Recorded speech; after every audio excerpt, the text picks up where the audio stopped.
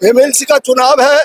पिछली बार जितना भी यहाँ के एमएलसी हुए, इस्लामपुर के जनता के लिए कोई भी काम नहीं की, कोई भी काम नहीं की।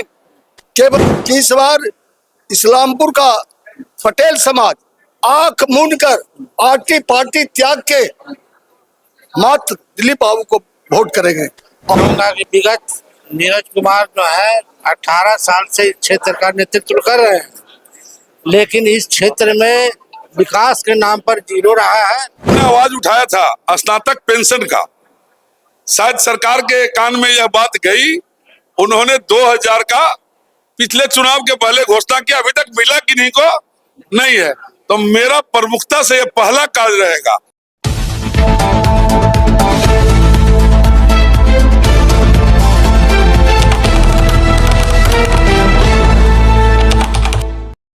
नमस्कार, प्रणाम। मैं हूं आजीज बिहारी। आप देख रहे हैं नालंदा लहर। अभी हमारी मौजूदगी है नालंदा जिला के इस्लामपुर प्रखंड के इस्लामपुर में, और यहाँ पे एमएलसी के जो चुनाव हो रहा है यहाँ पे बैठक किया गया है। हम जानने का प्रयास करेंगे यहाँ पे क्या क्या प्रोग्राम में रखा गया है, और यहाँ पे सभी लोग यहाँ पे पहुंचे हुए हैं, जनता लोग, उनसे जानने का प्रयास करेंगे।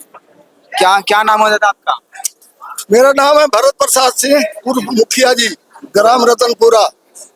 एमएलसी के चुनाव के लेकर आज बैठक हुआ, क्या कहना चाहेंगे आप? एमएलसी का चुनाव है। पिछली बार जितना भी यहाँ के एमएलसी हुए, इस्लामपुर के जनता के लिए कोई भी काम नहीं की, कोई भी काम नहीं की। केवल वोट लिए हैं। आज के डेट में हमारे दिलीप बाबू इतना मेहनत किए हैं कि इस बार इस्लामपुर का पटेल समाज आंख मूंद कर आरटी पार्टी त्याग के मात्र दिलीप बाबू को वोट करेंगे। और ये अगला एमएलसी में नाम केवल जीत की लिस्ट में दिलीप बाबू का होगा, ये हमारा स्पष्ट प्रभु से प्रार्थना है। वोटर को इस बार क्या कहेंगे? वोटर कह रहे, वोटर को आज तक कुछ मिला ही नहीं, कुछ नहीं मिला, कुछ नहीं। क्या है, न उसको मर्यादा मिला, मर्यादा नहीं मिला। वो हमारा नेता कैसा, जहां हमको पहचान नहीं हो, हमको चिन्हे नहीं, हमको प्रतिष्ठा नहीं मिल सके, वो भी कोई नेता है? केवल वोट लेने के लिए। आप लोग भी कुछ न किस रूप में इस्लामपुर से जुड़े हुए होंगे। कोई इस्लामपुर का वो आदमी बता दे कि 1 रुपए का काम कहीं हुआ है। और दिलीप कुमार नालंदा जिला में, नालंदा जिला का नहीं, इलाके का कहीं का कोई आदमी अगर चला गया तो उसको बैठने की जगह मिला है, एक कप चाय मिला है, उनकी बात सुनी गई है, और बन सका है तो उनकी मदद की गई है। दिलीप कुमार अगर चुनाव जीतेंगे तो क्या क्या जनता के लिए क्या रहेंगे? भाई, जनता ने सबसे पहले स्नातक सिद्ध है, उसके लिए सबसे पहले 5,000 रुपये स्नातक के लिए डिमांड करेंगे सरकार से। जो 2000 देने के लिए वादा कर चुका है सरकार, वो माननीय दिलीप बाबू का देना है, माननीय दिलीप बाबू का देना है, न कि बल्कि कोई दूसरा एमएलसी का देना है। बात समझ गए? और पहला मांग उनका वही होगा 5,000। क्या युवा को रोजगार के लिए क्या बात करेंगे? भाई जी, स्नातक से आ रहे हैं, स्नातक से उखड़ा चुनाव लड़ने जा रहे हैं, और स्नातक के हित में गांव में युवा के लिए जो भी बन सकेगा सामने के, उसके लिए समर्पित भाव से काम करेंगे। ये भगवान की दया से इतना मेहनत कर लिए हैं कि वो किसी को पर आश्रित नहीं है कि उसको अपनी जीविका के लिए उपयोग करेंगे। ये जनता के भलाई के हित में काम करेंगे। क्या नाम हुआ आपका? मेरा नाम हुआ डॉक्टर उपेंद्र प्रसाद। क्या दिलीप जो आ रहे हैं क्षेत्र में चुनाव के लेकर क्या कहना चाहेंगे? मैं यही कहना चाहूंगा कि विगत नीरज कुमार जो है 18 साल से इस क्षेत्र का नेतृत्व कर रहे हैं, लेकिन इस क्षेत्र में विकास के नाम पर जीरो रहा है। यहाँ तक कि कभी दर्शन तो देना ही नहीं है, सिर्फ उनका एजेंट आता है और अपना पर्ची घुमा दिया। उनका चेहरा भी कितना लोग नहीं देखा होगा, जो टीवी पर देखा होगा वही देखा होगा। लेकिन ऐसे कल परसों नालंदा में आए थे इस्लामपुर में, तो इस्लाम में तो कुछ लोगों के पास नहीं जाएंगे, वो आम लोगों से थोड़े मिलते हैं। वो कुछ लोगों से, कुछ एजेंट जो है उन लोगों का, वो परमानेंट एजेंट है जो उनका काम करता आ रहा है, आज भी वही एजेंट काम कर रहा है, उसमें कोई बदलाव नहीं हुआ है। वो बड़े बड़े वादा किए थे कि काम कर रहे हैं। वादा तो कर देना, कोई भी कर देगा, लेकिन उसका धरातल पर सही है कि लाना। और आज का जो हमारे दिलीप जी हैं, आज से संघर्ष नहीं कर रहे हैं, इनके पिताजी भी संघर्ष किए थे और आज उनका बेटा दिलीप कुमार संघर्ष कर रहा है और आगे के लिए, आगे का भविष्य बच्चों का, हमारे जो आज मोबाइल में फंसते जा रहे हैं, एक बहुत बड़ा बीमारी है समाज में। हाँ, जो कि सिर्फ मोबाइल में हमारा नौजवान बिगड़ता जा रहा है, जिस पर कि सरकार को भी मतलब ध्यान देना चाहिए कि बच्चों का कम से कम उससे दूरी कैसे बने, इस पर भी ध्यान देना होगा। और मैं उम्मीद करता हूं कि दिलीप जी अच्छा काम करेंगे, इनकी सोच अच्छी है, इनका विचार अच्छा है, और ये समाज में हारने के बाद भी कंटिन्यू क्षेत्र में घूमते रहे हैं। और चुनाव जीतेंगे दिलीप कुमार तो क्या जनता को खास करके नौजवान की जरूरत है। तो नौजवानों के लिए यहाँ आज तक एक पुस्तकालय भी नहीं है जो जहाँ की सभी बच्चे आके स्नातक के पढ़ सके, कुछ कर सके, समझे। और नौजवान में ग्रेजुएशन कर लिए है, उसके बाद वो जाए तो जाए कहाँ है, कोई रास्ता चाहिए ना। तो उसके लिए हमारे दिलीप जी से उम्मीद करता हूँ कि दिलीप हमारा छोटा भाई है और वे काम करेंगे, और हम बड़ा भाई उसके हैं। तो मैं उम्मीद करता हूँ कि मेरा बात को वो टालेगा नहीं और वो क्षेत्र में काम करेंगे ही करेंगे, जनता के बीच में रहेंगे, लगते हैं ऐसा। हाँ पूरी उम्मीद है, मतलब 100%। लोग तो नेता लोग वादा करके चले जाते हैं। तो वो तो पहले के लोग थे, वो देखते देखते जनता भी उब गई है, वो देखते देखते जनता भी उब गई है कि वादा करके लोग मुकर जाते हैं। अब फिर पुनः जब समय आता है इलेक्शन का, पुनः हाजिर हो जाते हैं। लेकिन ये कंटिन्यू हारने के बाद 20 में भी लड़े थे स्नातक क्षेत्र से, तो हारे। लेकिन वो 20 से अभी तक कंटिन्यू आज तक पूरे क्षेत्र में जो स्नातक का क्षेत्र है घूमते रहे हैं, और मैं इसी से विश्वास होता है कि वे रहेंगे और रहेंगे। जब हारेंगे देखिए उनसे हम लोग बात करेंगे। सबसे पहले मेरे चैनल पर स्वागत है।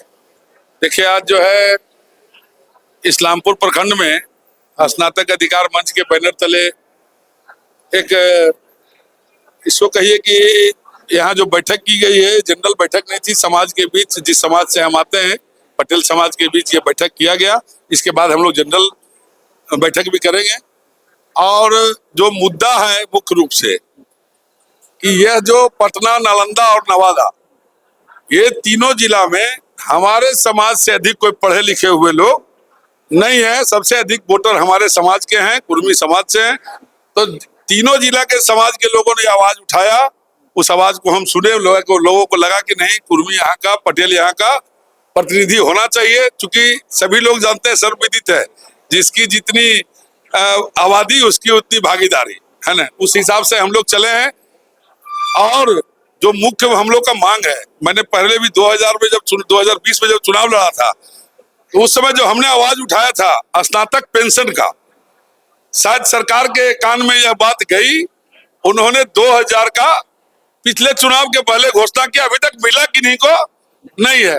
तो मेरा प्रमुखता से यह पहला कार्य रहेगा कि जो भी लोग स्नातक ग्रेजुएट कर गए हैं, उनका समय सीमा पार हो गया या उनको नौकरी अब देने में सक्षम सरकार नहीं है, तो उन लोगों को कम से कम बेरोजगारी भत्ता के रूप में 5000 रुपया प्रति महीना उनको मिलना चाहिए। और ये वाजिब मांग है, जेन्युइन मांग है। क्योंकि भाई जो स्नातक कर गया वो रिक्शा तो नहीं चलाएगा, वो ठेला नहीं चलाएगा, वो जूता पॉलिश नहीं करेगा, क्या करेगा? आप उससे काम लीजिए। जिस तरह से मनरेगा के मजदूरों को आप बिना काम के भी 100 दिन का मजदूरी दे रहे हैं ना, उसी तरह से सरकार को चाहिए कि स्नातक लोगों को भी आप उनको काम उनसे लीजिए। अगर आप काम देने में सक्षम नहीं है तो उनको जीवन या जीविकोपार्जन, चूंकि शादी ब्याह हो जाता है, बाल बच्चा सब कराता है, जीविकोपार्जन के लिए उनको भी 5000 का महीना हर हाल में आप दीजिए। जब नौकरी लगेगा तब उनको छोड़ दीजिएगा, उनके नाम को काट दीजिएगा 5000 का महीना से। ये पहला मांग है प्रमुखता से। दूसरा मांग जो है सबसे महत्वपूर्ण है कि जिस तरह से पंचायत प्रतिनिधि अपने पंचायत क्षेत्र में अपने जो उसका फंड रहता है, जो उसकी विकास की राशि रहती है, उसका उपयोग करता है। विधानसभा वाले लोग विधानसभा में करते हैं, लोकसभा के लोग लोकसभा में। ठीक उसी तरह से स्नातक के जो जनप्रतिनिधि होते हैं, उनका भी अपना जो विकास का राशि है उसको सिर्फ और सिर्फ स्नातकों पर खर्चा होना चाहिए। लेकिन अब देखिएगा विगत 18 सालों से अभी जब चुनाव आया तो जो अभी जीते हुए वो गांव में चापाकल का लालच दे रहे हैं। हमारे समाज के लोग को कह रहे हैं किसको किसको चापाकल चाहिए आ जाओ। क्या स्नातक का पैसा चापाकल में लगेगा? है स्नातक का पैसा जो है वो नली में लगेगा, गली में लगेगा? नहीं, स्नातकों के लिए, पढ़े लिखे लोगों के लिए हर प्रखंड में एक जगह जिसे हम लोग स्नातक भवन के नाम से जानते हैं, कुछ जगहों पर पहले के लोग बनाए हैं, इनके ये नहीं।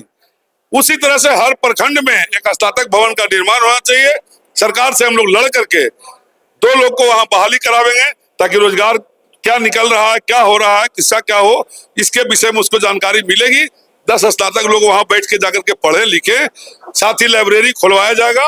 ये चूंकि स्नातक जो है, क्यों देखिए, सबसे पहला चीज हम तो बोले नहीं आपको, स्नातक का गठन उन जगहों पर किया गया था, मात्र 5 राज्यों में इसका चुनाव होता है। अब जो है आपका तेलंगाना उसी से अलग हुआ, इसलिए 6 राज्य हो गया है।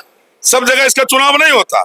ये वहां किया गया था जहां का शिक्षा दर नीचा था। शिक्षा को उठाने के लिए स्नातक और शिक्षक कंसोर्शियम का गठन किया गया था। लेकिन आप गूगल पर देख लीजिए, नेशनल डाटा पर देख लीजिए, आज भी बिहार की स्थिति शिक्षा के मामले में इन 6 स्टेट में सबसे नीचे है। हम लोग इसको उठाने का काम करेंगे और छात्र नौजवानों के लिए सरकार से लड़ाई लड़ने का काम करें, चाहे सरकार किसी की हो। सरकार के द्वारा नौकरी युवा को नहीं दिया जा रहा, क्या इसके लिए मांग करेंगे? अभी तो बोल रहे हैं आपको कि सरकार के द्वारा तो छोड़ दीजिए, सरकार किसी की होगी, हम सरकार के आदमी नहीं रहेंगे। क्योंकि ये चुनाव जो होता है ये सिंबल का चुनाव नहीं होता है, इसमें कोई सिंबल का वोट नहीं होता है। इसलिए मेरे साथ ये बंधन नहीं रहेगा कि हम फलाना पार्टी से बंधे हुए हैं। हम छात्रों के लिए, बेरोजगार स्नातकों के लिए सरकार से लड़ाई लड़ेंगे और उनके अधिकार को हम दिलवाने का काम करेंगे। इसलिए स्नातक अधिकार मंच का गठन किया गया है। एमएलसी चुनाव की तैयारी आप क्या कर रहे हैं? तैयारी क्या होना है इसमें, जो वोटर बने हैं सभी लोग इस बार मन बना चुके हैं कि नली गली सड़क से लोग खाली उब चुके हैं। स्नातकों को अपना अधिकार चाहिए, स्नातकों को अपना जनप्रतिनिधि चाहिए जो उनकी बात को सदन में रख ले। अभी जो प्रत्याशी नहीं, जो अभी हैं आपके जनप्रतिनिधि पटना स्नातक निर्वाचन क्षेत्र से, उनको देखिएगा सुबह उठेंगे, आपके जैसा लोग माइक लेके पहुंच जाएंगे, लालू जी को गाली देना शुरू करेंगे, ओबीसी को गाली देना शुरू करेंगे। नहीं, ऐसा नहीं होना चाहिए। उनको सिर्फ और सिर्फ आप चर्चा उनसे कीजिएगा, आएंगे वो, उनसे पूछिएगा स्नातक का चर्चा, तो वो सीधे लालू जी का कहेंगे कैदी नंबर इतना है। ये लालू जी का कैदी नंबर आप नहीं पूछ रहे हैं, लालू जी कैदी नंबर कितना है जनता समझेगी। आप स्नातक का जनप्रतिनिधि है, आप स्नातकों की चर्चा कीजिए, स्नातकों की बात कीजिए कि आपने सदन में कितना बड़ा स्नातक के लिए बात को उठाया। आपने इस प्रखंड में, मैं इस्लामपुर में खड़ा हूँ, यहाँ कौन सा काम स्नातकों के लिए किया? कोई भवन बना क्या स्नातक का?